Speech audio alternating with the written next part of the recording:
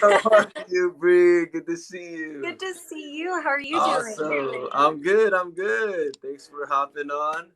We're 5 minutes early. I was just explaining to my audience what we're gonna be doing today. So we are here together. I'm so excited. Yeah. Yeah. Let me have a couple people filter in because I'd love Okay. for people to hear about you and what you do in case they're not following you yet. Yeah. For sure. For sure. I just got on like 2 minutes ago, so Cool. we're just gonna have some people trickled in here. And then we can definitely begin. So I think for our conversation today, maybe we can kind of introduce ourselves and then, tell both audiences what we do, and then just go with what the conversation flows to.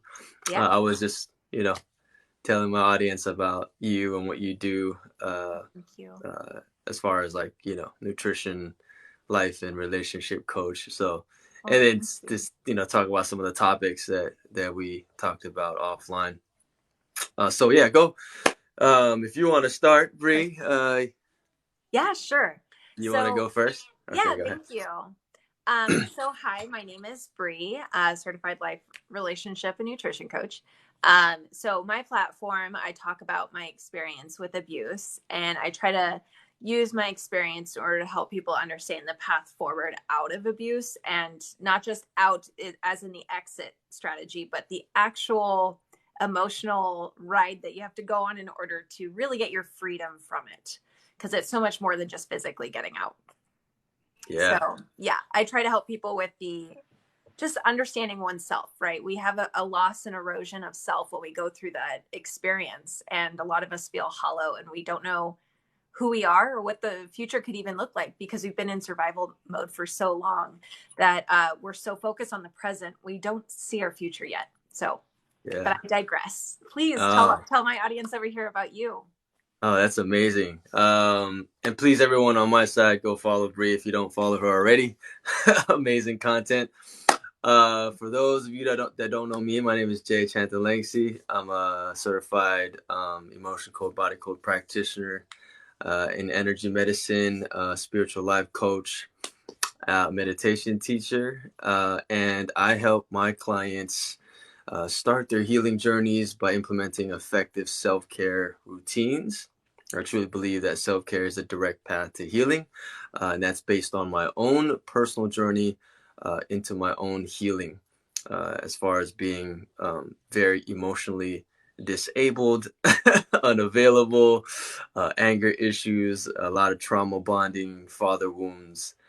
So all of that, ignited my healing journey via self-care and understanding that, the path to healing starts with myself. So I teach, my students and clients that, and it's been an amazing ride so far. And I just want to help as many people as I can to, start this beautiful, sacred journey of healing, because we all need it right now, especially right now, right? So that's what I do. So yeah, awesome. Well, I want to thank both audiences for being here with us tonight. Not tonight, today. Sorry. It's night Getting my times mixed up. Yeah. I want to thank everyone for being here today. Like I mentioned earlier on my side, we're just going to have a pretty candid conversation about some things. And then, if anyone has questions or anything like that, please put them in the comments. I'm going to try my best to, go through some of these comments. We're probably going to, did you want to do the questions and answers later on, or did you want to? I'm pretty easy. I mean, I have some questions for you while we wait for people to ask questions in our comment sections. Okay. Is that good for you? Yeah, that's perfect. Yeah, for sure. So I'd love to hear about why you think self-care is so important to healing. Why is that the magic? Oh, yeah. So I believe self-care is so important because we, like you mentioned earlier, are in this fight or flight situation in our lives, we're in the survival mode, and most of us are trauma ridden, and very unaware of our own trauma. And I can only attest to my own journey into healing, because for a large part of my life, right out of high school or early 20s, even early 30s, all throughout my 20s and 30s, I didn't realize and wasn't aware that I had an anger issue. And I didn't know where it stemmed from. I didn't know how it started. Like all of my behavioral issues, my mindset, my Right. projections, the silent treatment that I was, putting on people, the abuse, Right. the emotional abuse that I was putting on to people, especially in my relationships. And then when I had my first daughter, my firstborn, I was perpetuating the same negative emotional, abuse, even physical abuse. And that really kind of was a catalyst to make me understand, like, hey, there's really something inherently wrong with me, And with my it's behavior. really hard. It's hard to face those demons in Yeah. ourselves because in some ways we didn't put them there, but they're Mhm. ours to vanquish. It's still Yes. our responsibility, and it's so hard because it's normalized, right? Yeah. I assume if it came from your childhood like it did Hmm. mine, you don't even realize there's other ways. No. Until your life and your relationships start to hurt, Hmm. you don't know that something's wrong. You Right. have to like be in a world, you have to be in further pain to realize, oh, something's wrong. Exactly. So I was literally, going through my parenting, the way I parented my daughter. And it's crazy because deep down inside, when I would do those very emotionally abusive things, deep down inside, I was telling myself, something inside of me was saying, this is wrong. Like, you shouldn't be doing this. Like, I always tell this story where, my daughter would be crying because she got hurt. And then me as a father, I would shame her Yeah. and, like make her feel guilty and then tell her to stop crying, you know, because I didn't know how to handle my own emotions. I didn't know how to empathize. I didn't know how to, console her, give her a safe space to even feel, because I You then could. find out, yeah, I couldn't do it for myself. And then as I started to gain my more awareness of my own healing and Right. understand where that came from and where it was rooted from, I understood that I had issues doing that, and my girlfriend, my then girlfriend, wife now, told me that, she used this term, emotionally disabled. Like, I didn't know how to feel. I didn't know how to empathize. I didn't know how to console. My whole thing was like, you can't feel. If you feel, that's weakness. Stop it, and then just Right. get over it, And right? especially too, like you also have the aspect of being a male, and that is so Right. expected in our culture, Mm-hmm. where Mm-hmm. you're not allowed to have any expression of emotion unless it's anger, and that's Yep. pretty much the only one that's allowed. Yeah. Yeah. And anger to me was more of a projection of emotions because I couldn't Yeah. handle whatever was going inside internally.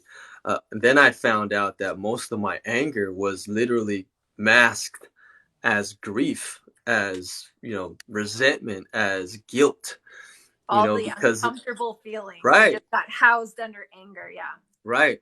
And with emotions, if people don't understand, emotions are energy, right? They're frequencies of energy, and if we don't healthily process those Mm-hmm. emotions, it's going to come out some way, shape, or form. And Yes, it most will. times it comes out as projecting anger because it just gets bottled up, internalized, but that energy has to go somewhere, right? Energy has to Yes. flow. It can't be contained for X amount of time. And that's what And it's happens like with when you try to triggers. contain it, that's when you become toxic. When you try to Yes. contain it and not actually work through it, allow it to flow through you. It's the keeping it there because you're like, I have to keep this here. And it's actually, you should let it go through you. You should Yes. let Yeah. anger go through you. You should let Hmm. grief go through you rather than holding on to it or suppressing it. Hmm. Hmm. Yeah, but we've been conditioned and Yeah. programmed that way from our parents, from society, our upbringing, right? Environment. Like in my household, I couldn't feel anything. Yeah. I was very mute in my ability to, or inability to, express my emotions. One tear coming down my face would like land me, with some physical abuse and like emotional abuse, from my father, who also had issues expressing his emotions, right? And he was raised in a very Buddhist monastic way of living, because he was a Buddhist monk for 37 years. All he practiced was non-attachment, right? In our philosophy. So, but then Right. when he married my mother and had a family, like that He was was all not brand new prepared for to him. make that shift. Right, you're right. So even me, and I didn't understand that growing up. Yeah. I It's not your the job way to understand that. As a right, child, you just want to attach. You just want to be right, with your parent. right, right. So as I grew older and understood all of that, when I finally understood um, his side of the story, I then reconciled and was able to firstly forgive myself, forgive my father, heal from all of that, Yeah. and become a better person and raise my emotional intelligence Yes. as a father, as a husband, whatever, everything, every aspect of my life, because emotional intelligence is so important, and I'm sure you understand that, surviving your own If abuse you're and all that not stuff. if you're not in touch with your emotions and your motives, you can unknowingly not only be hurting yourself but hurting others. Even if you're not abusive intentionally, even if you're not trying to be toxic, you will be if you are Hmm. not in touch or in tune with your motives and your feelings and your thoughts and what they all mean and how they all tie together in the decisions that you're making. Yeah, of course, because emotions, we're so governed by how we feel, and like I mentioned earlier, we mostly internalize all of those emotions, which would then create this compounding effect of energy that will later project itself in a very unhealthy way, and then we get triggered so quickly that it's just going to come out in a very negative, Volcanic. yeah, like a negative, thing. I mean, I talk about it all the time in my past, when uh I would get triggered, and because my anger was so great, I would just see red, and then I would say things that were so hurtful because that energy needed to come out, and I would regret later. I would just, Well, right, and because then it's like your feelings are valid, but the way that mhm, you've displayed them now makes you feel invalidated, right, which hence sort of just continues that cycle of self shame and yes, perpetuates just, I'm not allowed to feel because when I feel, I do it wrong. hmm, And it just keeps building yeah, on itself. yeah, because you don't have control. I understood that I didn't have control over my anger, Yeah. so for a long time, that projection of anger, um, and I would tell the relationship that I was in, that's the way I am. I am the way I am. I can't Ooh. change, right? So I already had that belief and mindset that Yeah. this, you take me for who I am, and this is who I am. I get angry, The I'll say some limited stuff. mindset. Right, limited mindset, yeah. Yeah. My unhealed version. Yeah. Yeah. I always say this. That was like my unhealed version of like, J1 .075. Right. Well, and it's so funny because it's actually a perpetuated story in our Yeah. culture where it's like, well, if you really love someone, you'd never ask them to change. And it's kind of like, yes and no, Hmm. it's both. Hmm. Because no, you would never want to be with someone who isn't actually your person. But if you're an actual person who's focused on growth, you will naturally Hmm. change. That's Hmm. going to be a part of it. And if Yes. you find out that you're hurting someone, I would hope on some level, I wouldn't expect the other person to do a full 180, but there's usually compromise. There's some sort of like, how can we make this work without asking you to self betray, right? You don't want to betray who you are, but Hmm. I also don't want to compromise who I am either. Right. Right. Yeah. And Ah! yeah, it was such an enlightening moment for me to truly understand that, and to truly understand the root causes of my suffering for me to be projecting that type of behavior. Like I mentioned earlier, I knew deep down inside I wasn't supposed to do that. Like your intuition tells you like, hey, This go is give your not daughter okay. a hug instead of like shame her. You know what I mean? Like that intuitiveness comes up. And then like you said, like, and then because I felt guilty afterwards, you then start to shame yourself, and then like you sweep that under the rug as Yeah. well, and then that keeps Keep going. perpetuating the suffering, right? Yeah. Until one day, you're gonna have to make a decision. For me, that was like a huge catalyst, to get me started doing, my healing through self-care. I literally had to like sit down, look myself in the mirror, you know, practice these small little activities to be more mindful and aware of my emotions, right? Breathing was a great practice for me to do, like just pausing, because every time like my fiance or girlfriend at the time, or my daughter would like feel something, or she would react emotionally, my knee jerk reaction would just be like to fix, and then like pounce on it so that I don't have to feel anything. That was my natural reaction as a man at that time in my unhealed version. So now, the one thing that I kept practicing was, to kind of breathe into my emotions, feel it, verbalize. Like, Yes. oh my gosh, just verbalizing. I didn't even know how It's to magic. verbalize. Yeah, like I was like, what? Disappointment? What does that feel like? Oh, Or man. or Emotional competence. humiliation? Yeah, Yeah. emotional competence is a very difficult thing for a lot of people to understand because Mm-hmm. a lot of us can't even identify or name anything past like happy, sad, disappointed, Yep. maybe angry, Angry. right? Yeah. Like Yeah. outside of that, it's like, what else am I feeling? Right. Right? the, Right. the the Right. ability to name it is something that so many of us lack the skill set in. I think it's wonderful that you notice that, where you're like, I Mm-hmm. have to start naming what I'm feeling. I have to start actually being in alignment with myself to go, oh no, this is what's coming up.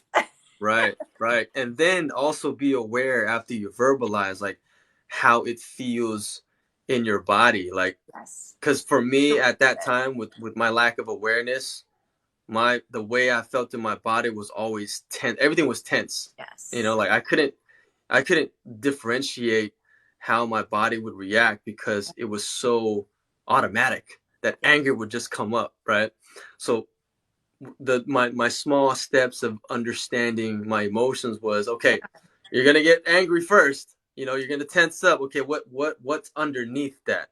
So I literally had to pause, start to verbalize things. Even my girlfriend and wife at the fiance at the time, she was like, I would tell her like, okay, I need time to kind of feel into this. I don't know what I'm feeling yet, right? So she had to be patient with me, and then I'd have to like really just breathe into it and kind of decipher. it You was like are, it was like it was like a self I understanding. Like it was crazy, like that whole process.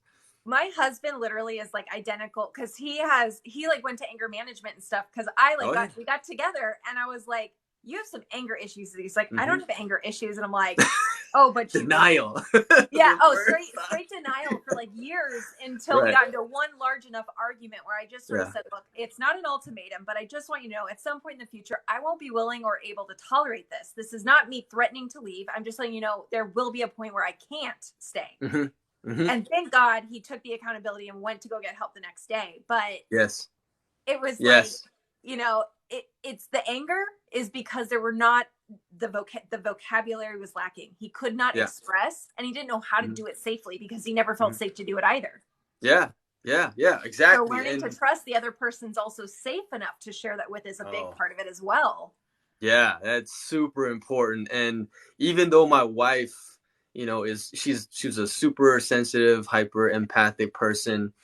She feels everything. She expresses her emotions easily. Like, Yes. I always say like God just put us together to mirror each other. You know what I mean? Because like she was like this really, nurturing, loving, caring, empathic person. I'm just like stone cold, stubborn, didn't want to listen. You know what I mean? Like type of person. And I feel like you and I could probably talk about this for like hours. oh Yes, yeah, it's so I know. relatable. Like when you talked about your husband, I was like, ooh, this is gonna be an awesome conversation. You know. Oh But yeah, I man. mean, I could totally understand his side of how he behaved and what he understood, because I had that same belief. Like I always told my wife, like, I'm not mad, you know, like, I'm not angry. Like I'm I like, would be in such denial, and then my voice would like raise to like different octaves, and then like and then I'd be the body yelling. language, and you're like, I'm not Right, mad, and I'm like, right, okay. right. And she would tell me all the time. She's like, "So why are you yelling?" I was like, "I'm not yelling." You know, like I just go like, and then the defensiveness would kick in, and then I would have to defend myself, and we just get into this crazy loop of arguments at the same thing. And of course, the Over and triggers over. would come up, and then we wouldn't even know what the heck we were arguing in the first place. What because it would lead to other things that we saw that was like a constant in arguments. Yeah. So I literally, because of my daughter and her, I literally I was at the point of like exhaustion. I was like, Oh yeah, you probably okay, I couldn't can't even do this no more. exactly. Like I love you today. I know I'm not gonna leave you and all that stuff, but something has to change. And that something was me literally looking in the mirror and says, okay. I mean, Yes. I don't want to, I love her. Maybe it's me.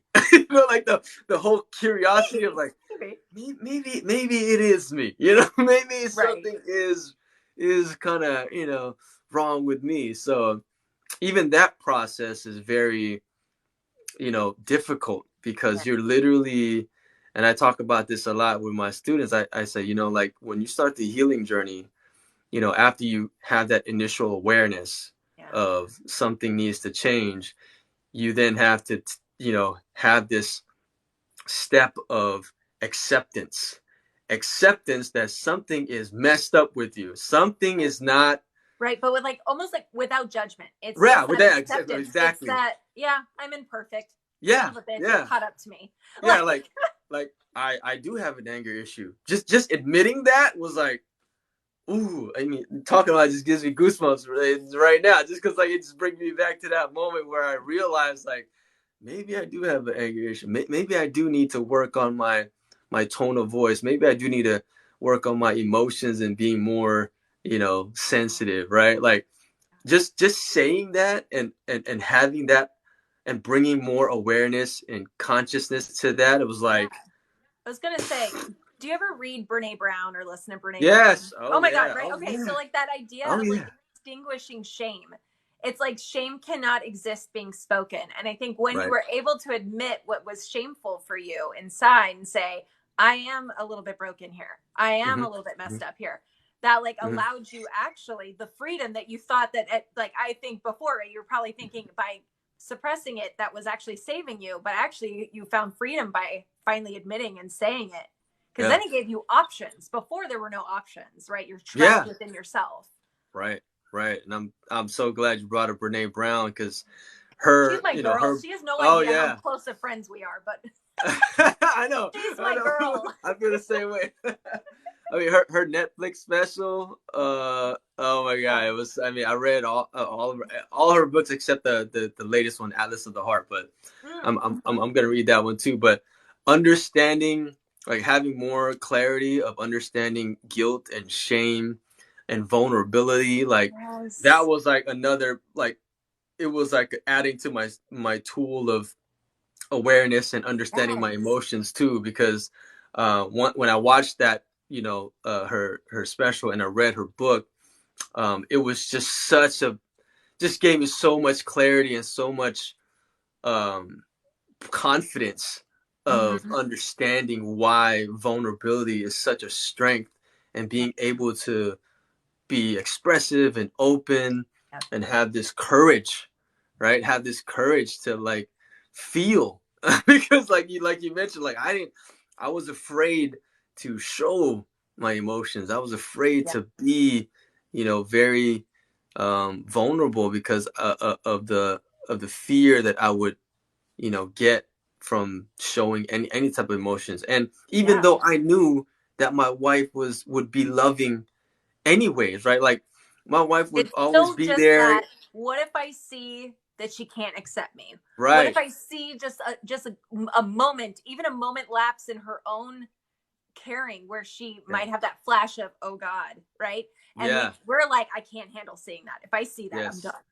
Yeah. Yeah. You And know, then the fear of like, what if she doesn't love me? What if she doesn't want to be with me after, you know, I come out with this, whatever? Because in my mind, it's like, this is a sign of weakness. This is a sign of like, I can't handle myself. I'm imperfect, right? So it was definitely, that portion was the hardest step, as far as like accepting, uh, that of myself. yeah. And then after fully accepting that of myself, and then making the decision, right? I mean, that's what started the action process in the healing journey. After being aware, accepting yourself, that you have something that you need to work on, then you need to take the action. And that's where the self-care came in, right? I mean, that's Absolutely. where I started learning and reading and implementing things, you know what I mean? And I I think literally that's had to tell my wife, like, honey, like if I become triggered and we get into an argument and I raise my voice, like, tell this is the key words you use. Like I literally had to tell, like, tell me this, and that would trigger me to stop, and yeah. breathe, and like, Yeah, be like a within my trigger word, emotions. a Yeah, healthy trigger word to remind you, oh, I need to center myself right now. right, Yeah. right. So we Yeah. literally had a whole protocol, a whole My husband protocol. and I too. We have Yeah, like certain ways now that we know yeah, exactly how to handle so that yeah, it doesn't escalate like it used to. Because yeah. sometimes it's that we both need a reminder. You're not acting in alignment with who you say you want to be right now. Right, Yeah. Oh, right, damn it. right. Okay.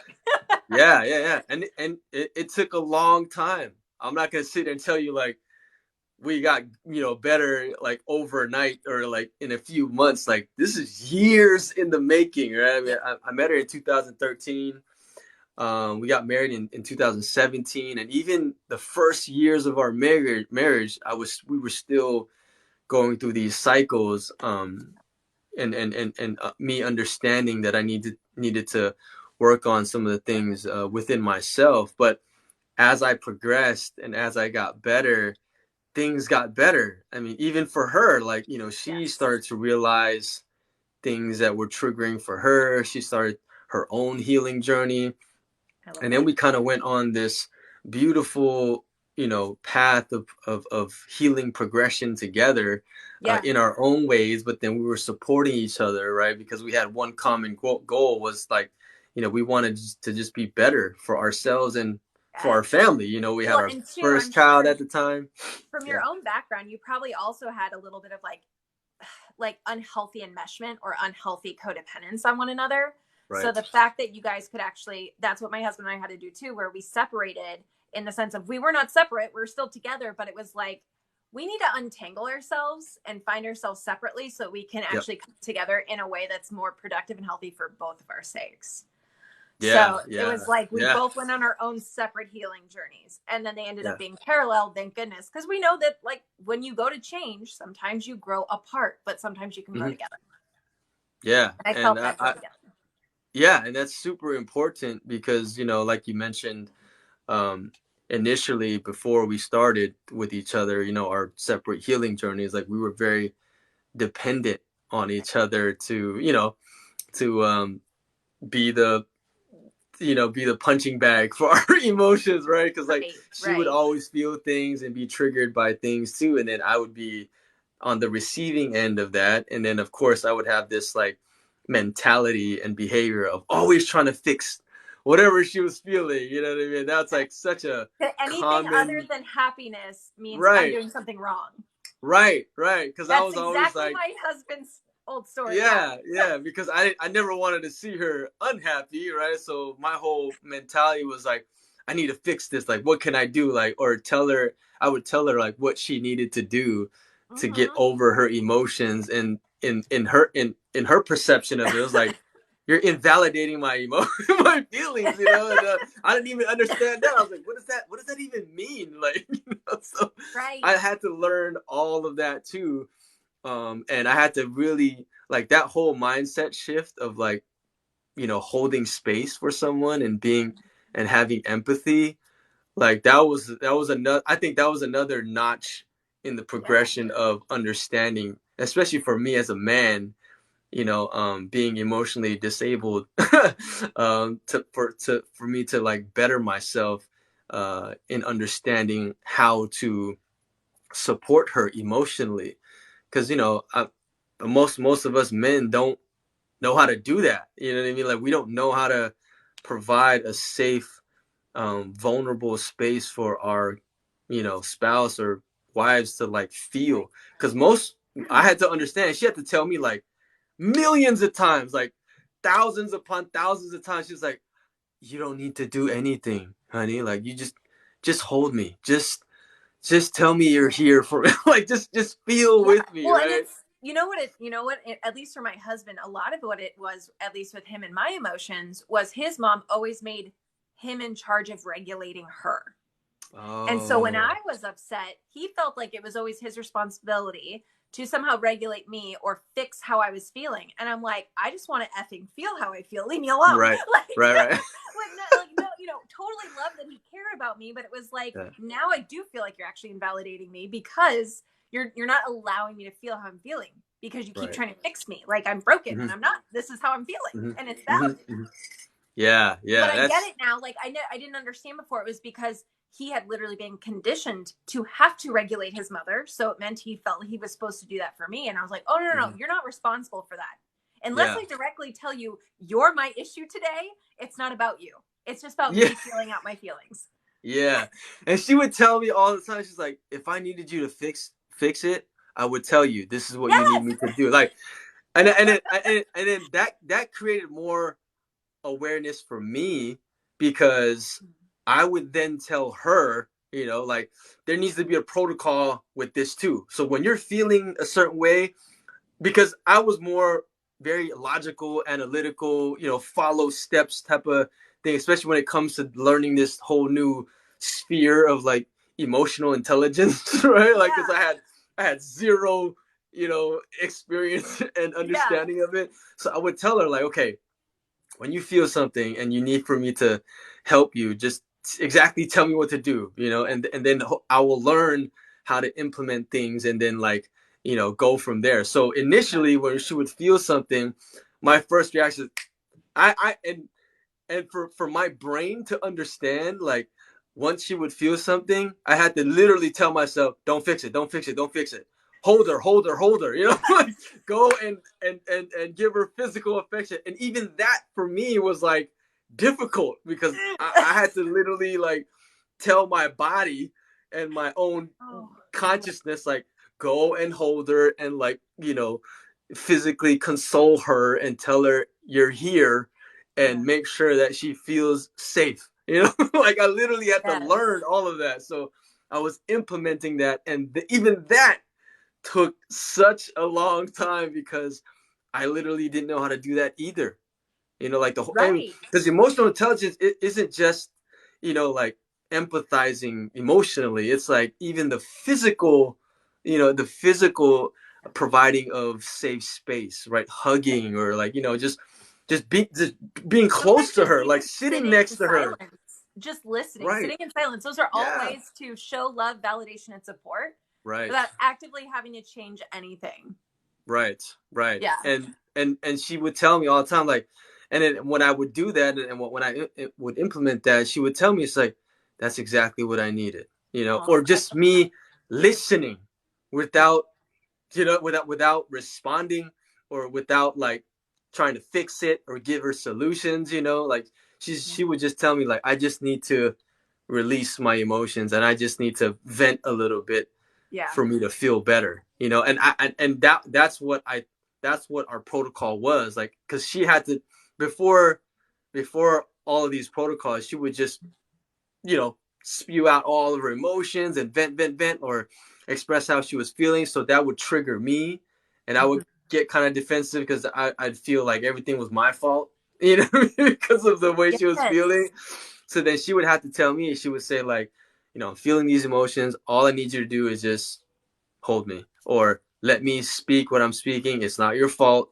I just need to let it out, right? Yeah. Well, and And I think those, also that yeah, repetition for you was probably really healthy because what it allowed was for you to realize that one, you were not in charge of her emotions. She was. But two, it also taught you that not all of her emotions had anything to do with you.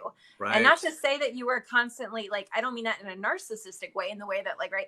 It's just that when you constantly feel like other people's moods are impacted by you and you're responsible for them, how else are you supposed to view it until you learn it's not about me, it's them, and I can allow them to do what they're doing and still be me over here, and both are valid. It's not one's yeah, wrong or the other, it's both. We're both valid in yes, whatever we're feeling. yes, yes. And that was a huge, turning point when we started to implement those different protocols. Right. And it took, like I said, trial and error, Yeah. understanding, a lot of patience, a lot Right. of love, because like Yes. years. I mean, it was like years. So those of you out there listening to this and thinking like, oh, like, wow, because I have a lot of clients and Yeah. students say like, Jay, you're so aware and conscious. I was like, this is 12 years in the making, guys. Like, don't just think like, oh, this happened to me like last year. Like, this version of me and our relationship, Yep. this version of me is 12 years plus in the making. Our Yep. relationship with my wife is 7 years plus in the making. So, and we're We have still so much continuing to progress. we have so much in common. So my husband and I have been together 12 years, and I would say the majority of our work has been the last 7, which is ironic. So but yeah, like, because we went no contact 7 years, and that was when we Yeah. really started to give ourselves the space to get to know who we were away from our abusers, and then Mm-hmm, figure mm-hmm. out like, oh no, now we have to figure out who we are separate from each other too. What the heck? Yeah. Yeah, yeah, yeah, yeah. I mean, and it's so important, to have that awareness and be able to heal and understand that, because when you're in a relationship, I mean, relationships are already difficult in itself, right?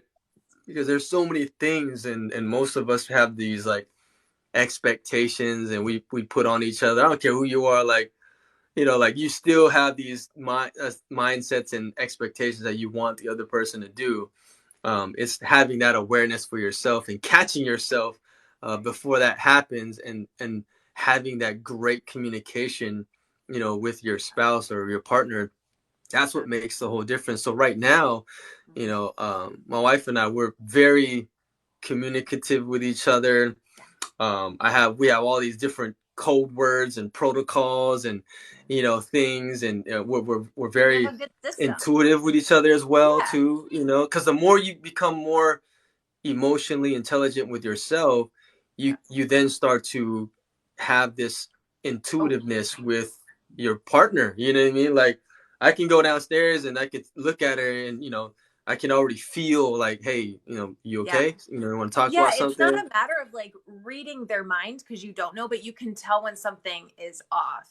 And Right. you don't know what might be behind it, but the ability, that emotional intelligence to not always, because I think that's another part of being a victim of abuse, is we get Yeah. so focused on survival, and survival is all about being inward.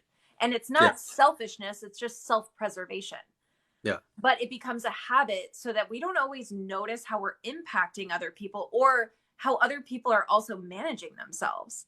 So Right. now that you've learned to move away from that, you're able to just walk downstairs and be able to go, I have my own stuff going on, but now I also know she's going through something too. Yep.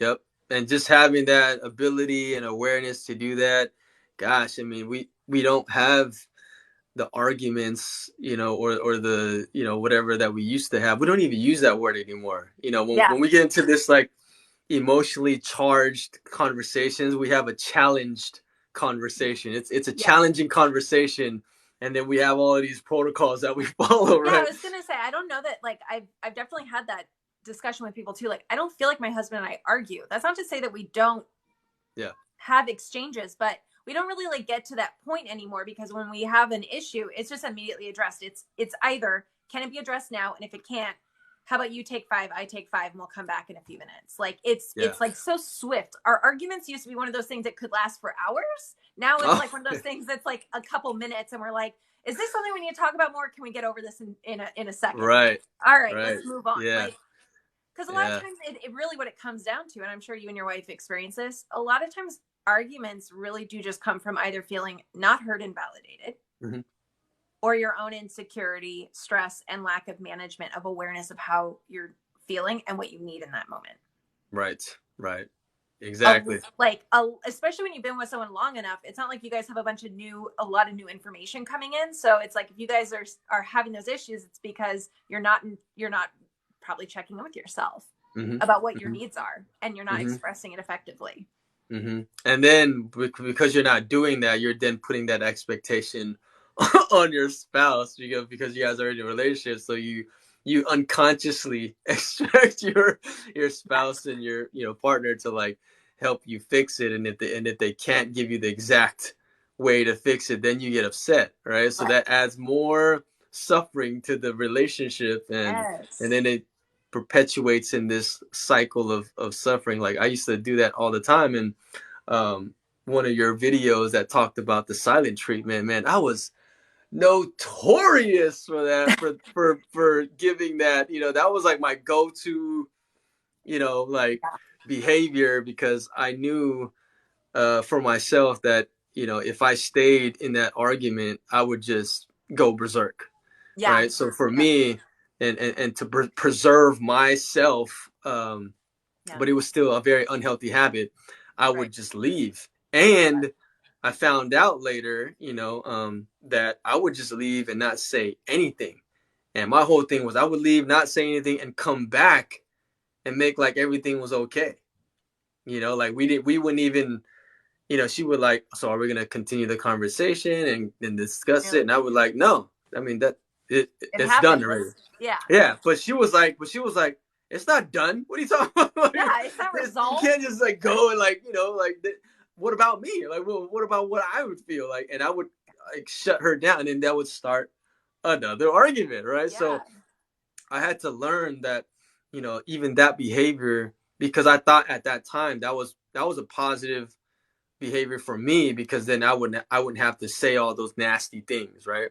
But then I realized like that's not right either. There's a healthy way of like, I was going to say it was a coping mechanism that served at a time, but now it was working against you.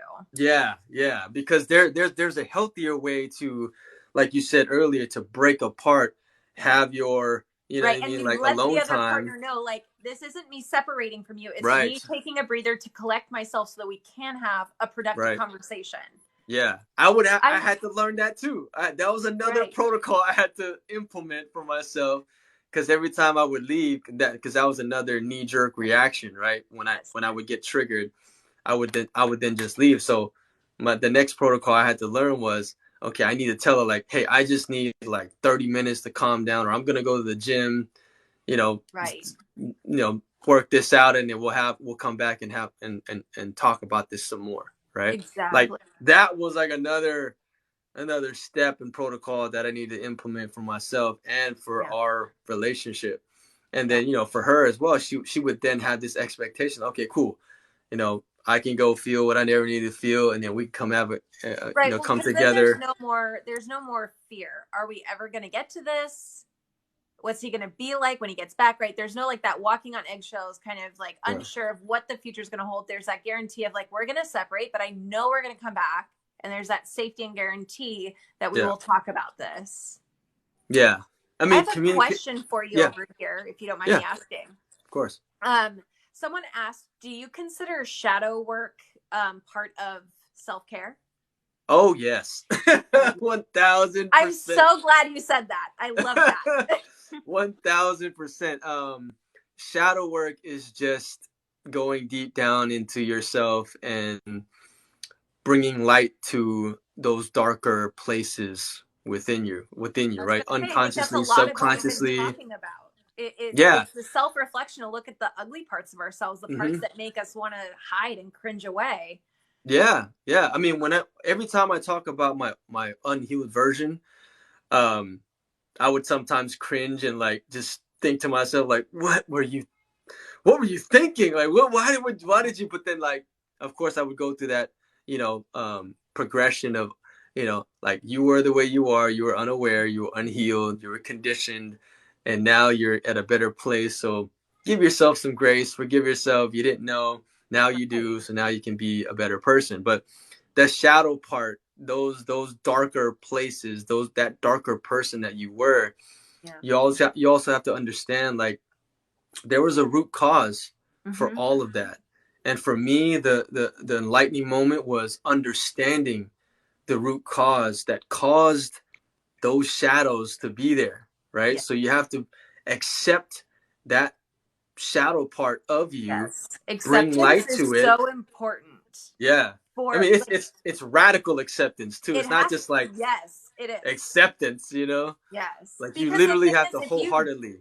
right, because if you don't accept the darker parts of yourself, because those parts will be with you most likely for a long, long time as you work through them. And Yeah. as you extinguish some shadows, new ones might come. So it's like you have to have that acceptance, because otherwise you're like an enemy within. You're hating parts of yourself. You're rejecting parts of yourself. And the whole point of healing is to accept yourself as you are. Because too, when you see this is my darker self, it also gives you the power to change what you don't like what you're saying. But Yeah. if you deny it, if you ignore it, if you suppress it and try to tell yourself, I reject this part of myself, you can't do anything with that. There's no Right. power in that. You're Yeah. powerless to it. Yeah. Yeah.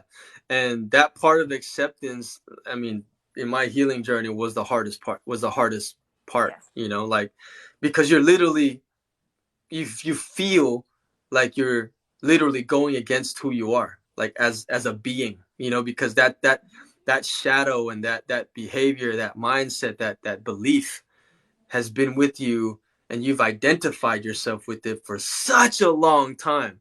That's why Yes. change is so hard. That's why people, their fear of change for themselves is so difficult, because they have to literally question their own beliefs, their own understanding of themselves, their own behaviors, their own mindsets. And Yeah.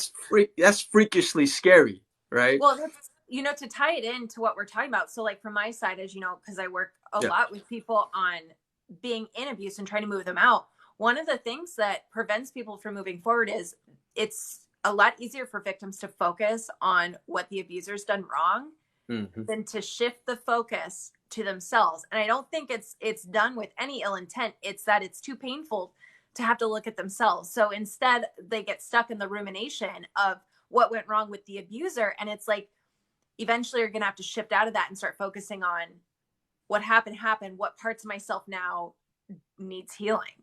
And Yeah. that's so hard for so many people to face, because that's scary. Just like you said, it's, you have to look at yourself and go, there are some pieces of me.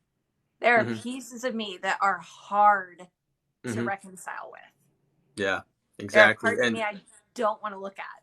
yeah, and sometimes with those pieces that you need to heal, um, you had some type of partial responsibility in that, right? And accepting that responsibility of that portion of it is also difficult. I always say, like, the trauma and the abuse, that you went through probably wasn't your fault, but the healing is definitely your responsibility. No one's gonna come and heal for you. Like, you Yes. literally have to take responsibility, accept, forgive, do whatever you need to do, and then look internally, to help heal those portions of it that you need to, and bring light to those shadows, learn the lessons, and be able to implement things that can help you move forward.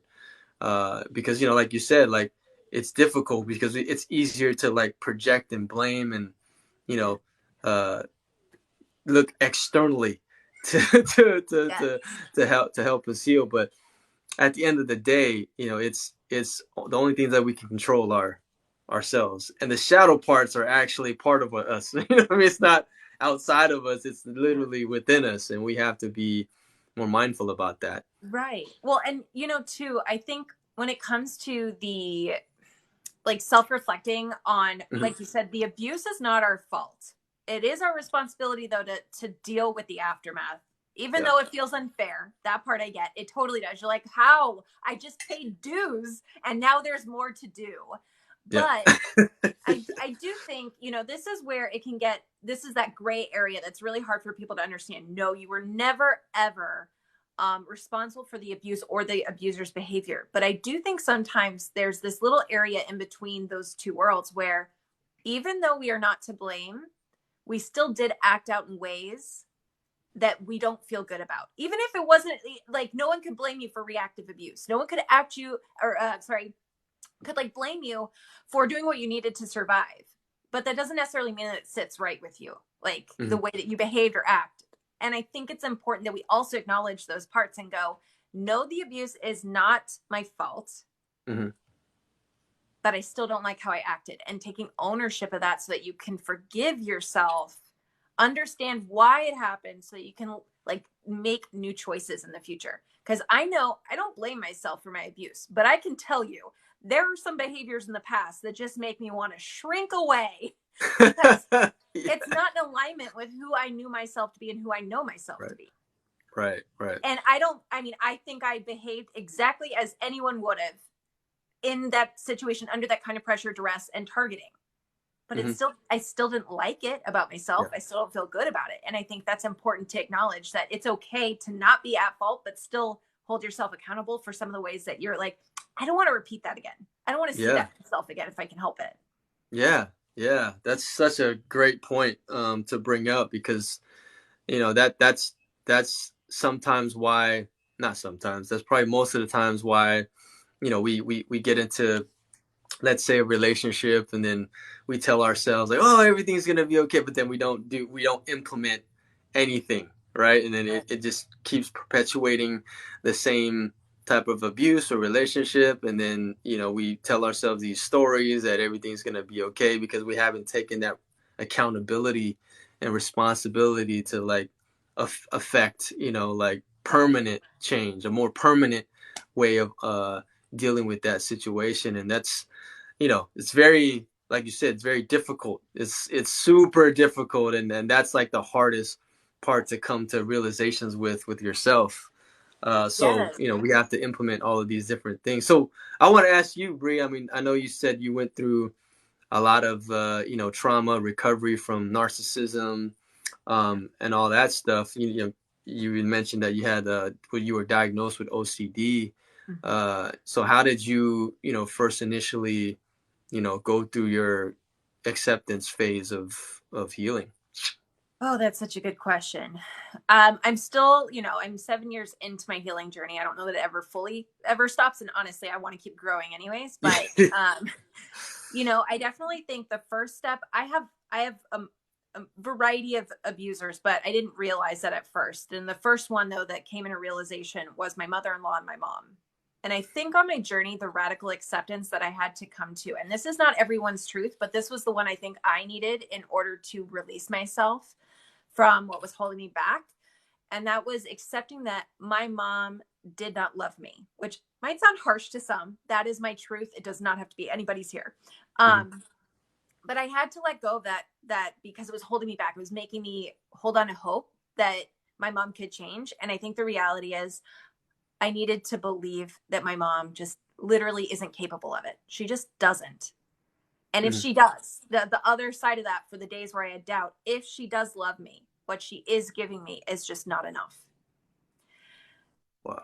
And I had to make peace with that in order to release myself from that wanting to go back, give her another chance. And it's not that I really don't have any desire to have a relationship with her, not to be cruel or unkind. It's just, I don't know that at this point, I don't know that I need her, but also I feel like I could never believe it's authentic or true anymore. And honestly, if she changed and actually did work on herself, I wouldn't want to be the one that was always casting doubt on her. I want her to live her life most authentic as I do for myself. So I think that was a big first step, was because that's how I found out about narcissism, was through my OCD. My psychiatrist and I were talking about my triggers, and I was talking about my relationships, and she said the word malignant narcissist to describe my mother-in-law. And here I am thinking it's only my mother-in-law. I'm like, okay, well, I finally have a word. Right. And then as I'm doing research, I'm like, oh no, my own mother. Oh no, my life. Yeah. And, wow. but but it was like, it was empowering to have the vocabulary. You know, they'll never be diagnosed, and it's not about the diagnosis, but I had a description of the behaviors that I had experienced, which finally gave me the ability to say, oh, my mom's been mistreating me because she doesn't care about me the way she should. And that finally made sense, because before it was, my mom loves me, but for some reason she's mistreating me, because that's what society and everybody else to soothe you tries to say. And finally being able to actually separate this and go, my mom actually doesn't really care about me because she's not capable. And it makes sense now why she's been treating me like shit. Got it. Right. And that actually was really freeing. And so from Yeah. there, it was definitely the rumination, the education. I just couldn't soak up enough info about what narcissism was and what abuse was. And it finally gave me all the missing pieces to that puzzle that said, why is my life the way that it is? Yeah. Because then there was the ability to start taking ownership. Right. I couldn't take ownership before because I didn't understand what was wrong. I really just couldn't understand, like, why does my mom not love me? Why does my stepdad allow her to not love me? Why does he not really love me? Because he's allowing this to happen. It was just so many layers of not understanding. Right. And so from there, it really did. After I exhausted myself with education, I went, there's nothing left. Then it became, I got to listen to positive motivation. So like Tony Robbins, Les Brown, Brene Brown, like just anybody and everything that I could soak up that, like, I need parents, guys. Can you help me? Yeah. And, you know, it was like mommy YouTube, daddy Google, like, you know, I started to go, there's got to be a way to fix this. And I was in therapy for a while, and then I couldn't afford it. And I went, okay, but therapy is only helping so much. And not to say that therapy is not fantastic, but it is also like 1 hour of a week. Right. And so in my journey, it was like, okay, well then what am I supposed to do with the rest of my hours? Because 1 hour is not enough to change my life. Right. And that's where I started to do, which I didn't have the vocabulary yet to call it self-care, but that's what it was. It was meeting my needs, assessing what I expected from myself, from my relationships, from others. Those were all things I never defined before. And those are things I had to start learning for myself. And I'm still learning. I'm still learning. It's not like that's ever shut off. I'm still going, oh shit, I just did that. And that was out of alignment with myself. That's what that feeling is. Wow. So just a lot of exploration. A lot of exploration. Yeah. Wow. And thank you so much for sharing and being vulnerable about that. Because I mean, a lot of my comments on my side are like, damn, wow, that's how I feel. That's just my life, guys. Yeah, I mean, it's definitely important, you know, to understand all of that. And we talked about that earlier. Like when you start to have this curiosity and question some of the things that our parents do to us, you know, it puts us in this bind of like what is right and what is wrong. And you have this dynamic relationship with your parents, and you have this expectation like, wait, my parents are supposed to treat me like that, or they're like that because X, Y, Z. And then like we learn otherwise, like, no, that's toxic or that's narcissistic. And they were like, oh shit. Then like the light bulb goes out and you're like, my whole damn life I've been experiencing like my whole personality is my trauma. Like it's like a mind fuck. Like the whole matrix starts to crumble, and you're like, oh no, like what is going on? You know, and you have to like you have to crawl out of it and like go through the dark night of the soul and just all these like, you know, emotional, you know, progressions and up and downs, and then, you know, like your lack of identity.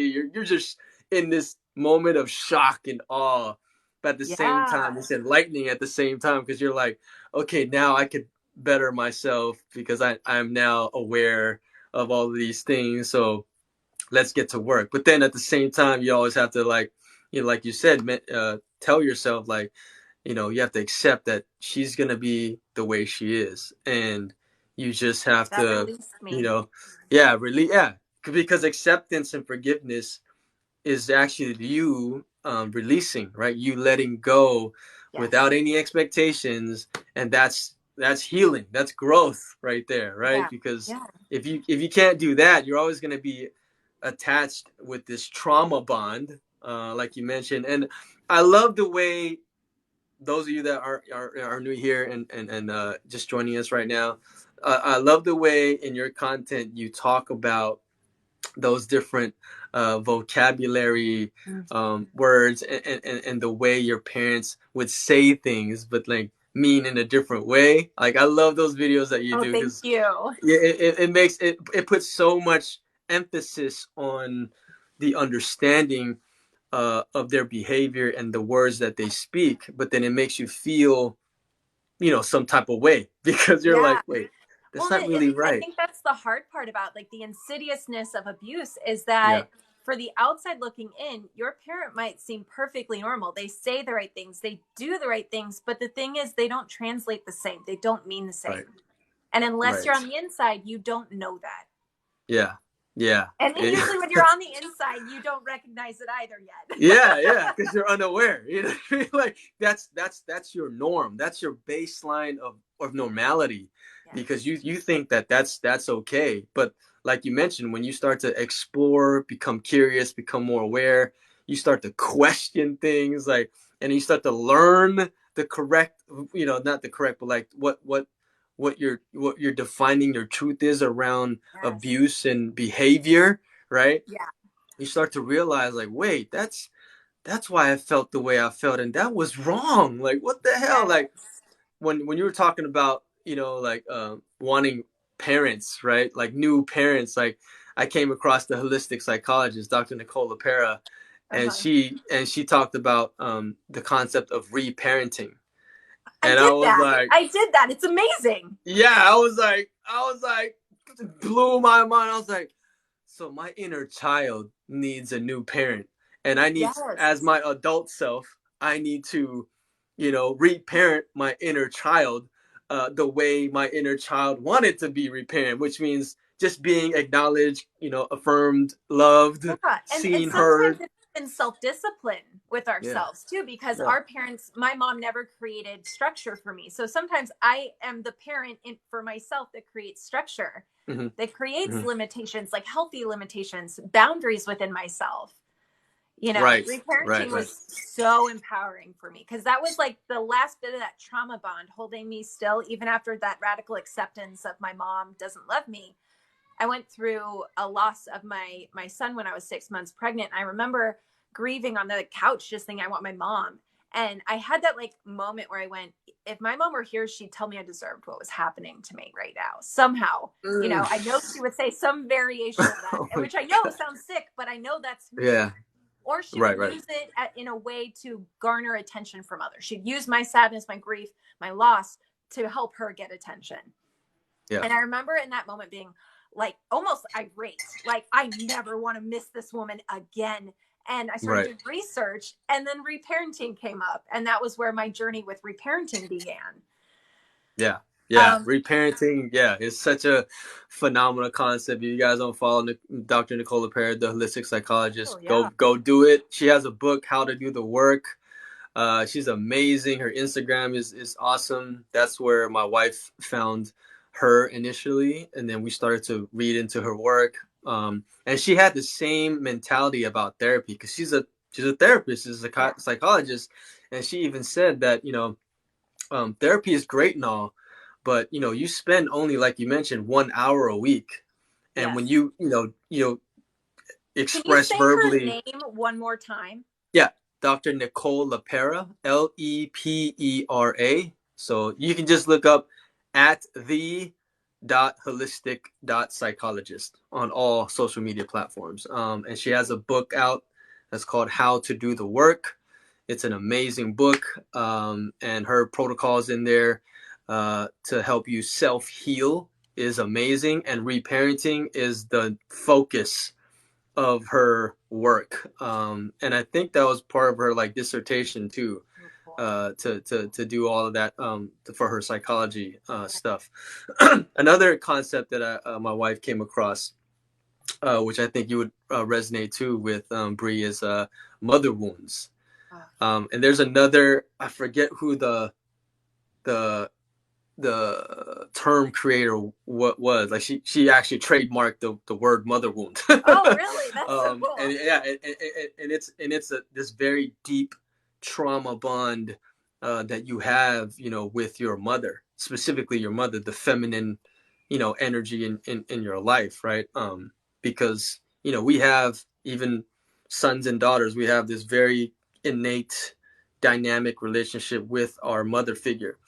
And then when they create these type of emotional or trauma bonding, or abuse or whatever, right, it causes us to behave, believe, react in certain ways that only your mother can have you do, right? I mean, Yes. we're already connected intuitively and physically through umbilical cord and nutritionally when we're being born within her, but like there's also this very deep emotional bonding that can come from your mother, in that includes a lot of the trauma and abuse, and like I said, the beliefs and mindsets. So yeah, so go look that up. I forget what her name is off the top of my head, but those are some of the things that really gave us a lot of clarity too, especially with my wife, because she has a lot of mother wounds that she realized.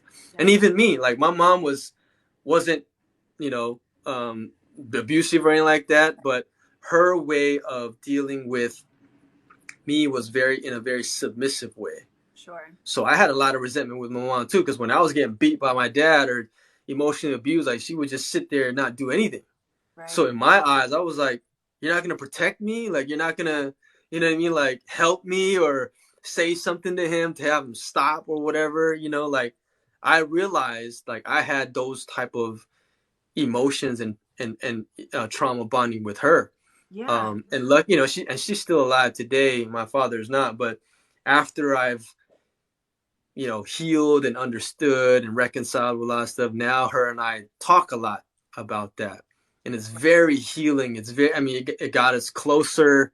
Now I fully understand her side of why she was even very submissive, Right. and wasn't able to speak up or protect me in the way that I wanted her to. Right. Right. So that I was love very though healing that for she me could too. take I love that she could take some of that on and like actually, because some parents can't. Some parents can't Yeah. say, I failed you, but also I can talk openly with you about Yeah. your pain and share mine as well in a way Yeah. that's constructive. Yeah. Because I know that my stepdad could never have that kind of conversation with me. Right. Right. You know, Oh, I oh please. I wanted to mention, sorry, Bethany Webster. Bethany Webster is the person who coined the term mother wound. So go Oh, look okay, her up. cool, cool. Bethany Webster. Thank you, Scribes Divine. You know who you are. But yeah, you were mentioning earlier. Sorry, I didn't want to interject there. No, you're fine. You're fine. I'm like, what was I saying? Um, Do you have any other questions on your side? I think the only other question that someone had asked a while back was they missed the part where you're sort of giving your background on your experience in your childhood. Do you mind reiterating that a little bit? Yeah, so my childhood was, and thank you for asking that question, whoever you were. My childhood was very, very tough. I'm the only boy in my family. I have just one older sister, immigrant mother and father. We immigrated here to the United States. I was born in Thailand. Like I said, my father was raised in a monastic Buddhist Yeah. way of life.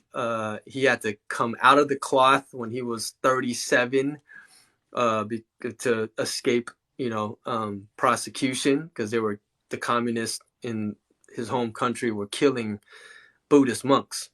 So his venerable was like, get out of the cloth, go find a family and save yourself. Right. So Right. he found, met my wife. It was an arranged marriage. You mean And met your then we mom? Yeah, I met my mom in an arranged marriage, Yeah. literally. Yeah. And then they got married, had my sister and I, Okay. and then we came to the United States. So I was raised here in the United States at 3 months old. So there was already a huge disconnect, Yeah. in intergenerational trauma, way of living, understanding of the world, right? Even for my father, it was very traumatic.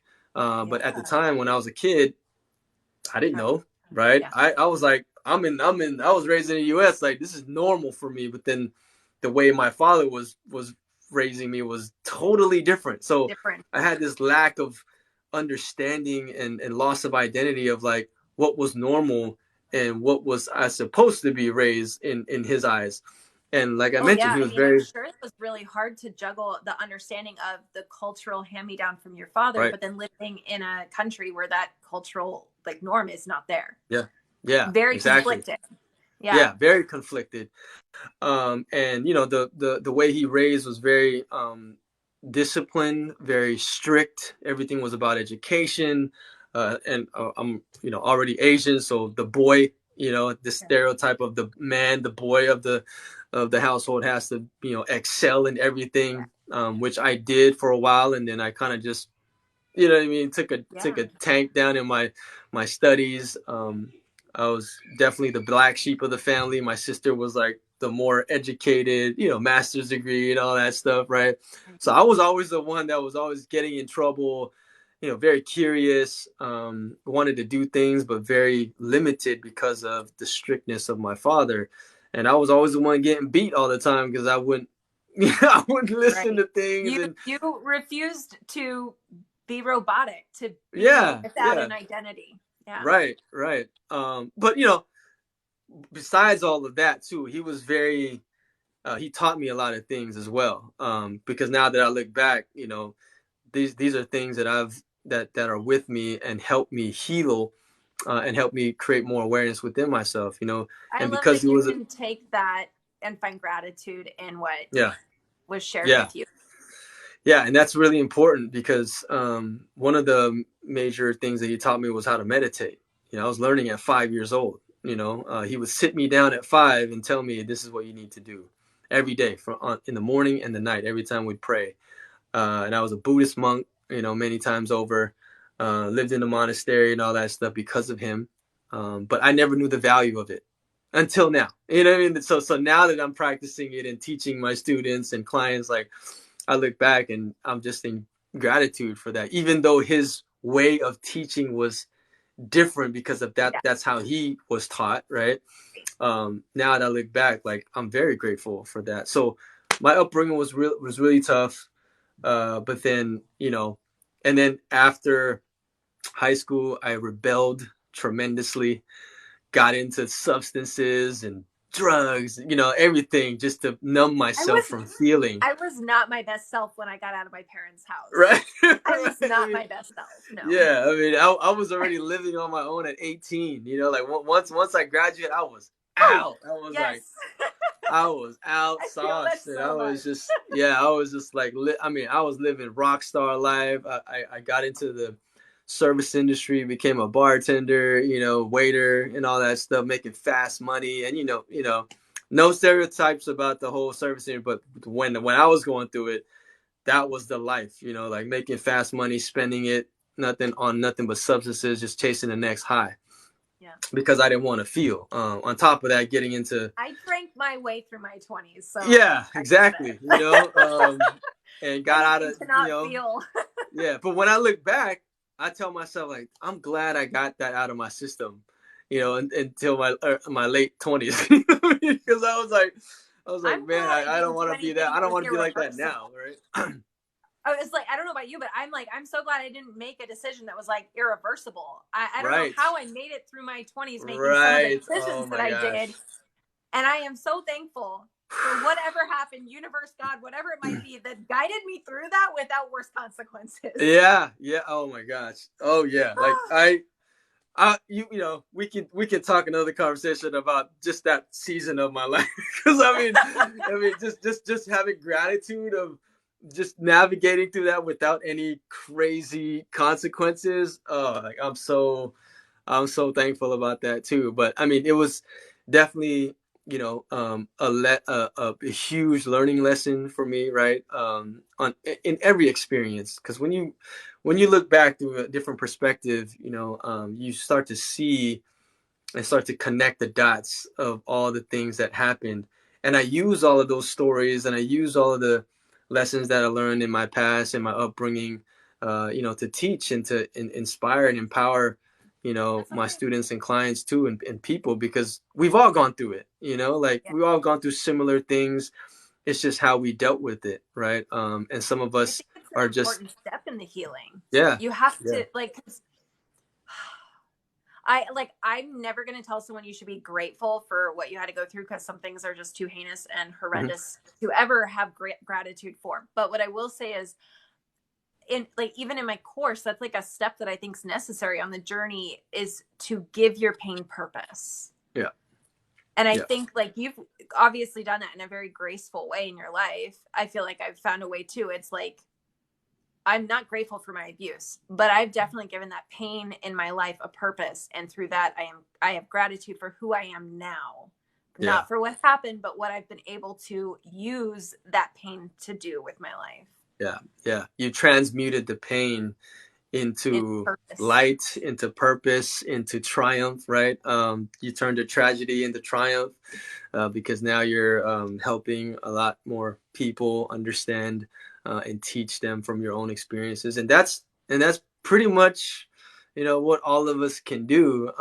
But that also takes the courage and the decision and acceptance to do that, because some of us, like you mentioned earlier, we become tainted. We've identified with it, and then we just continue to perpetuate the suffering unconsciously, right? I mean, Yeah. those of us that don't do this type of healing process or understanding or awareness for ourselves, you're gonna repeat the behavior. I mean, and until something unfortunate happens, oh, there we go.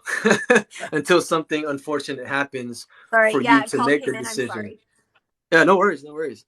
Yeah. So, I think that's like another, I'm so sorry. I'm having like light bulb no moments that worries. I need to share. Yeah, yeah, But yeah, like, for sure.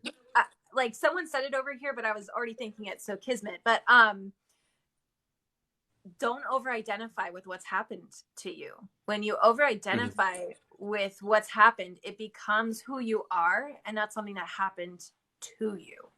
Hmm. And so I think that also prevented me for a long, long time in my own personal journey of seeking out healing, was if I let go of my pain and suffering, I didn't know who I'd be without it. That was my whole being. My whole existence had been abuse. So if I were to let go of that, it was like, well, then what would I be? Would I just disappear?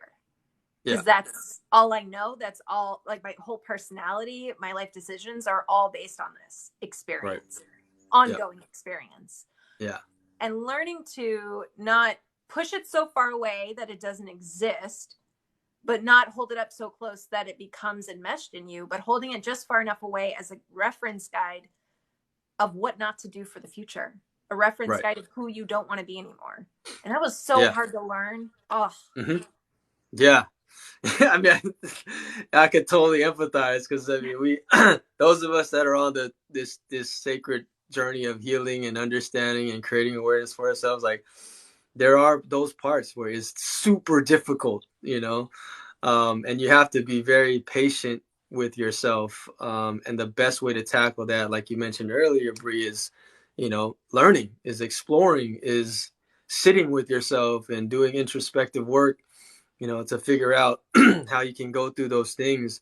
Um, and you mentioned, I want to touch on this before we end, because I know we have an hour and a half and it's 10:13 right now. yeah. But I also want to talk about some of the uh, vocabulary, like you mentioned earlier, Yeah. specifically in narcissism. Because I went to your website and I was like, wow, there's like a vocabulary list for narcissists, and I didn't even know some of them. Like, I thought I was pretty versed in it. I was like, wait, what? What does this mean? So I kind of want to go through it, because Yeah, sure. it's very enlightening. Yeah. So there are very common terminology around narcissism, like boundaries, codependence, cognitive dissonance is I think for me it was kind of pretty new, because I didn't really know what that meant. But there are other ones that I was like, what does this even mean? So Honestly, I'm one still of learning, but yeah, so I'm just gonna go through it, because it yeah. links to your website. Yeah. And those of you that want to go check it out, her website is bpwellnesscoaching.com. B as in boy, P as in Paul, wellnesscoaching.com, and there's a link there to this article that says narcissistic vocabularies. Number 6 is flying monkeys. Yes. So flying monkeys are people who have been convinced by the narcissist that he or she is the real victim.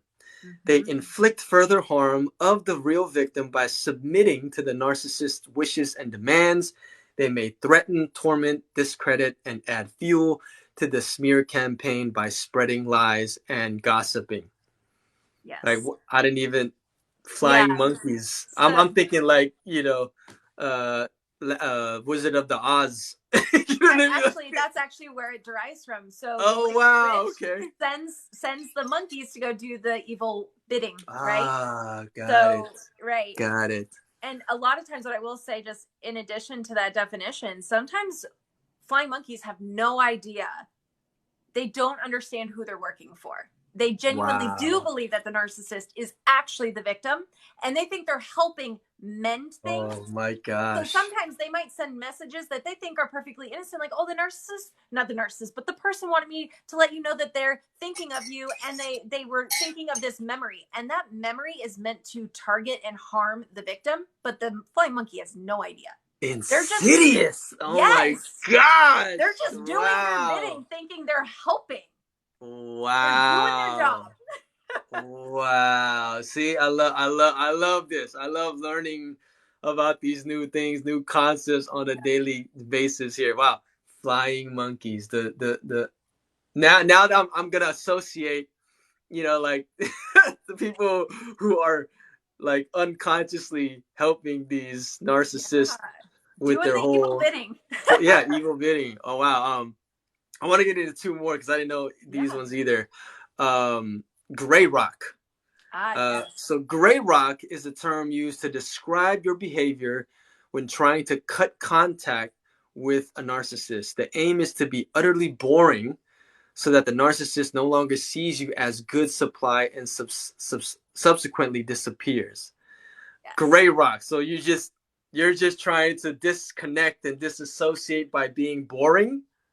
Yes, yes, there's a couple. So another way to put it is think of it as emotional no contact. If let's say you have to co-parent or it's your parents and you're not ready to go no contact, or maybe that's just not a goal of yours, but you want Mm-hmm. to maintain contact. Mm-hmm. Gray Got it. rock is very much, it's about an emotional barrier between you and the abuser. So you want to be sort of unappetizing to them because basically they're thriving on your emotional reactions. They're thriving on your insecurity. And the more that you give that away, the more ammo they have to use against you. Wow. Another version now that's recently come out is called yellow rock, which is basically just a notch up from gray rock, which is you still emotionally protect yourself, but you put in the effort to do pleasantries. How are you doing? The weather is nice. It's good to see you, but you don't give anything personal or private away anymore. You don't do that to yourself. Wow. Wow. Good to know. Good to know. Last one.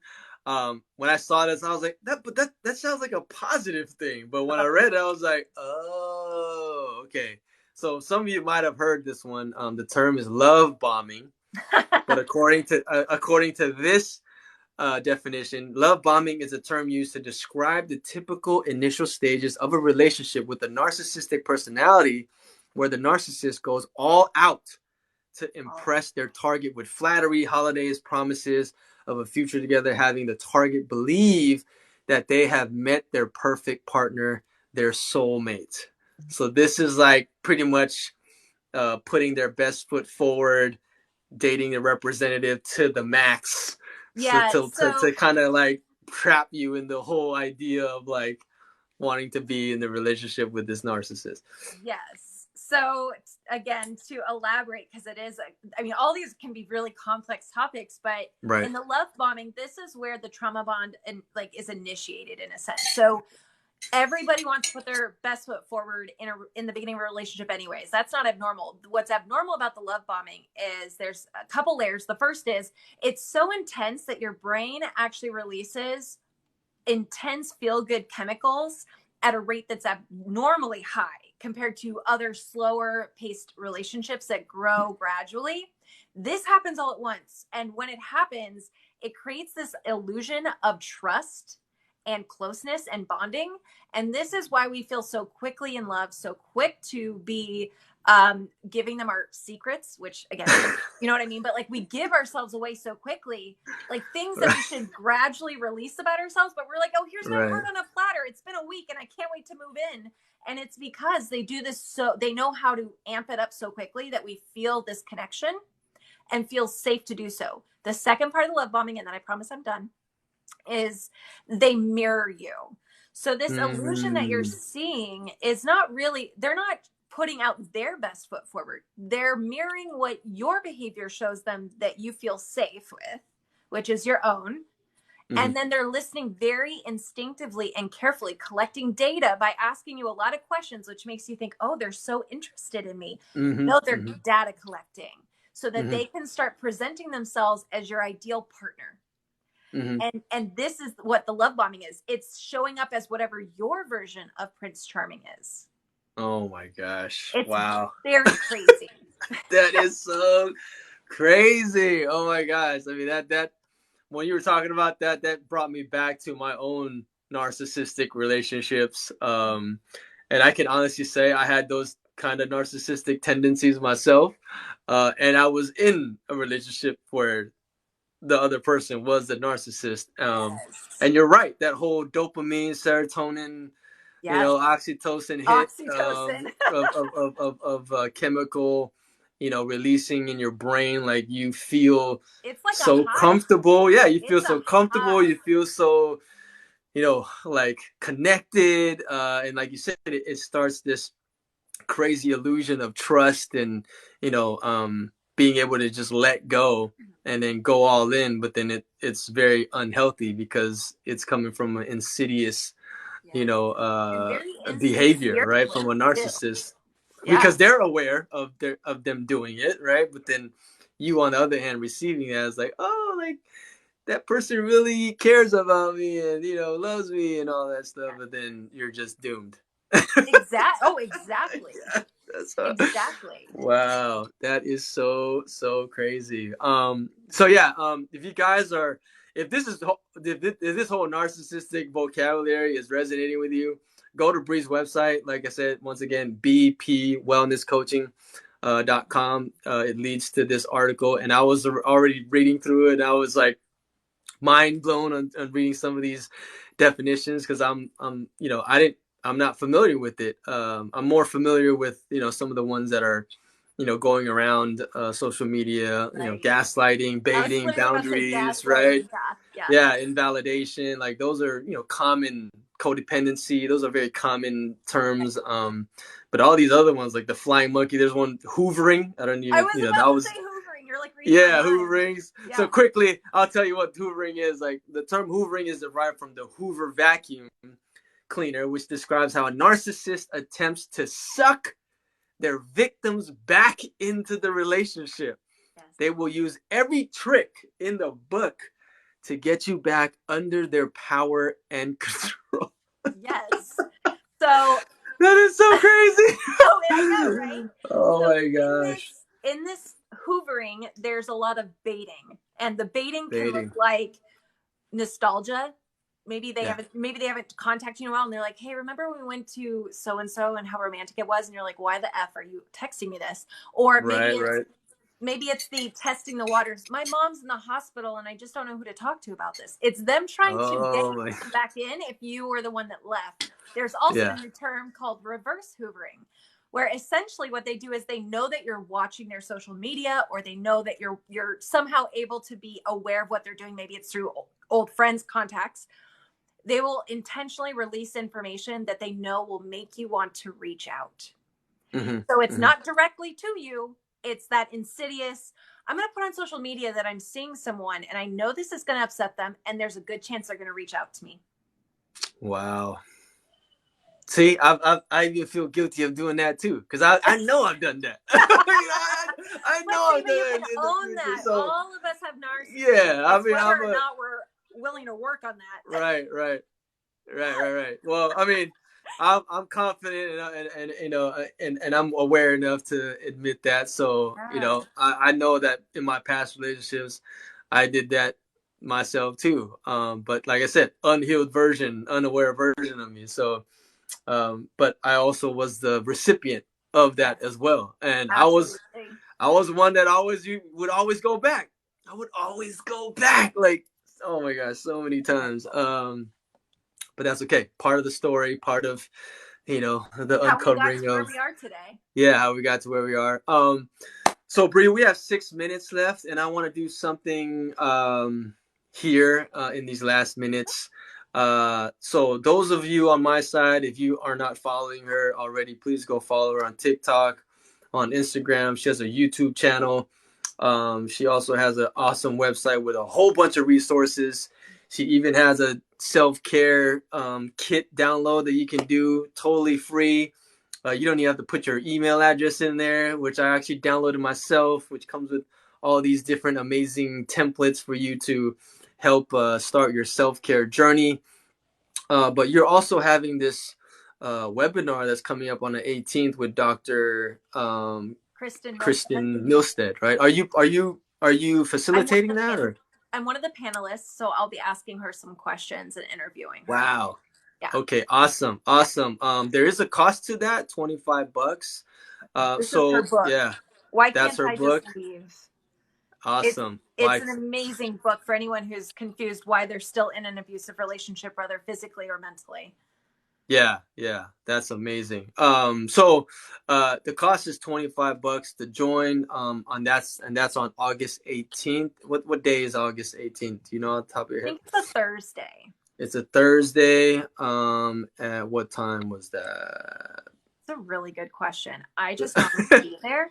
I'm thinking it's at 5:30 Central, so then 6:30 Okay. Eastern. Okay, cool. Yeah. So that's gonna be on there on August 18th. Bri has a whole bunch of different resources on there. She has a course, rebuilding a rebuilding course that she's also just launched, right? Yeah, And rebuilding she after. is, Thank you. You're yeah, so and good at she's promotion. I'm going to invite you to all my lives. I suck at promoting myself. I'll just invite you. Well, I want to, because it's amazing. It's amazing information and content. And she was gracious enough to contribute that course to my self-care challenge that I'm doing August 1st. So those of you that haven't joined that, she's gracious enough to contribute that as a giveaway during the self-care challenge in August. So if you're part of the self-care challenge, I will be giving away her course. Yeah, and if you guys which aren't is doing Jay's, if you're not signed up yet, go to Jay's, oh my God, platform. I can say words and sign up there, because I'm going to do the challenge, and I expect for myself. I don't want any wins. I am. Yeah. So her course is rebuilding after abuse. I think there's like 75 modules, right? Yeah, I mean, it's there's very a lot of in information. depth.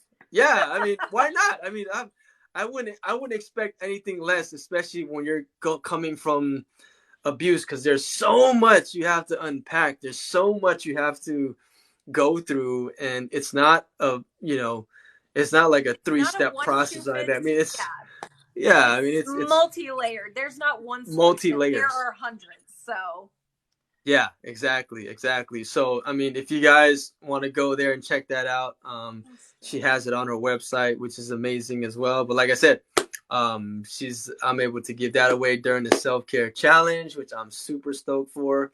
But it's now 10:30, and those of you that have asked if this is going to be recorded, it is. I will download this from TikTok.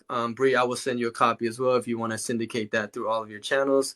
Awesome. But I will definitely, do a lot of the whole editing thing and put that on my YouTube channel as well. So go follow her on all of her platforms. Bri, it has been such an honor and a pleasure to have this amazing conversation with you. I honor your vulnerability, your knowledge, your expertise, and your ability to share with such confidence, because I think this is amazing information that all of us need to learn, especially when it comes to abuse and narcissism and rebuilding yourself through the healing process. So continue, please, to do what you're doing on your TikTok. And like I said, those of you that don't follow and are in this space and this resonates with you, go follow her, because all of her content is spectacular. Like the things that I like the whole silent treatment one that I put up, that hit me like to the core. Like it was like, playing that chord in me. That I was like, oh my gosh, this is It's like, not this is again. me right here. Like, and just giving that new definition to it, man, it's so powerful. It's so powerful. Thank So you, Jay. You have no yeah. idea how kind your words are and how much they mean. I wish so much that I could shower you with the same amount of love and admiration, because I feel the same way. Your vulnerability and your sharing today really meant so much. Oh, thank you. I appreciate your time and what you're doing, because self-care really is like the way to healing. And I love so much. Yeah. Like, looking for like uplifting reality on how to actually take care of yourself, go there. Mm-hmm. Jay's your person. Yes. And so, do we have to definitely do this again? Yes, please. I feel like we could just talk forever about, about this stuff. So, plus, I want to talk about those dark days too. We should definitely talk about those dark days. Yes. Most definitely. So, hopefully we can do this again. Stay tuned, everyone. For more updates. I love having these conversations, especially with amazing people like Bri here, because she has so much knowledge to share. Yeah. So, is there anything else you want to say before we end here, Bri? Last thoughts, or other than just tremendous amounts of gratitude for both the people here and on your side, and then of course you and your time. Yeah. This last weekend I met a lot of the people that I've been serving here on TikTok, and it's an incredible time in our lives that we can all connect and help one another. And I appreciate what you're contributing to our community and to just the world, because we do need it. People need this. Thank you so much. I receive everything that you're saying, because I think gratitude is great, but you also have to like learn to receive, which is something that I had to learn as well. So I receive it all. Thank you so much for your grace. Thank you so much once again. Thank you to both audiences. This will be on replay, probably on our YouTube channels as well. We will be doing another conversation, I'm pretty sure, because it's been an amazing one so far. Go follow her. Go check out all her content on her website and her TikTok and all her social media platforms. Okay. And Bri, thank you from the bottom of my heart. Appreciate it. And have yourself a wonderful day. All right. Thank you too, Jay. Thank you so much. You have My a good pleasure. day. All right. Bye, Bye. guys. Take care, everyone. Bye. Bye.